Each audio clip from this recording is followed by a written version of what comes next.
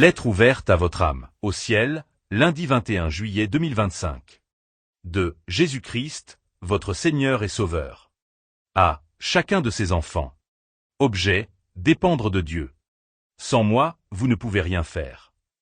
Jean 15, verset 5. Mon enfant bien-aimé. Je t'écris aujourd'hui non pas pour te condamner, mais pour t'inviter à revenir à la source de la vraie vie. Mon cœur soupire après toi. Tu es dans mes pensées à chaque instant. Je te vois dans tes efforts, dans tes luttes, dans tes silences. Je vois quand tu t'agites, quand tu essaies de tout porter seul, quand tu veux bien faire mais sans moi. Et pourtant, je te l'ai dit clairement, sans moi, vous ne pouvez rien faire. Je suis le cep, et toi, tu es le sarment. Tout ce que tu peux produire de bon, de durable, de sain, vient de moi. Je suis ta force. Je suis ta paix. Je suis ton intelligence. Je suis ta sagesse. Je suis ton soutien caché dans l'épreuve et ton chant de joie dans la nuit. Tu veux porter du fruit? Tu veux voir ta vie changer, ton entourage être touché, ton caractère transformé? Alors, demeure en moi. Cela ne signifie pas seulement croire en moi ou parler de moi. Cela signifie respirer avec moi, marcher avec moi, décider avec moi, rêver avec moi, souffrir avec moi, triompher avec moi. Vois-tu, la puissance de mon esprit est déjà en toi. Mais elle reste comme une source fermée, tant que tu refuses de m'ouvrir la porte. Tu crois peut-être que tu peux y arriver par tes efforts, ta discipline ou ta volonté. Tu crois que tu peux fabriquer les fruits de l'esprit en travaillant plus fort. Mais laisse-moi te dire, un arbre mort peut-il porter du fruit?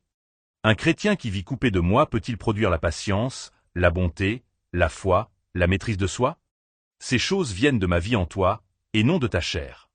Tu veux savoir si tu demeures vraiment en moi? Regarde ta vie de prière. Car la prière, c'est le souffle de l'âme qui dépend de moi. Ce pourquoi tu pries, c'est ce pourquoi tu comptes sur moi. Et ce pourquoi tu ne pries pas, c'est ce que tu veux gérer toi-même. Mais je désire tout partager avec toi. Ta douleur et ta joie. Tes projets et tes incertitudes. Tes petites décisions comme tes grands engagements. Tes combats les plus intimes comme tes victoires les plus visibles. Prie sans cesse.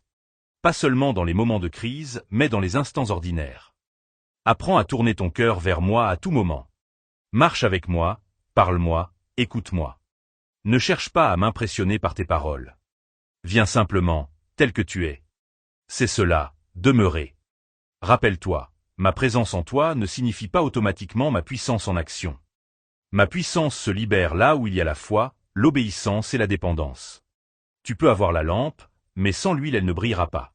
Tu peux avoir le moteur, mais sans carburant, il n'avancera pas. Je veux que ta vie soit abondante. Je veux te voir porter du fruit, et que ce fruit demeure. Mais cela ne se fera qu'en demeurant attaché à moi. Pas de façon religieuse, mais vivante. Pas par devoir, mais par amour. Alors, mon enfant, reviens à moi. Ralentis ta course. Repose-toi à mes pieds. Prends chaque jour le temps de me parler, de m'écouter, de me confier tes fardeaux. Ne vis pas comme si tu étais seul. Tu ne l'es jamais. Je suis avec toi tous les jours jusqu'à la fin du monde. Laisse-moi te porter.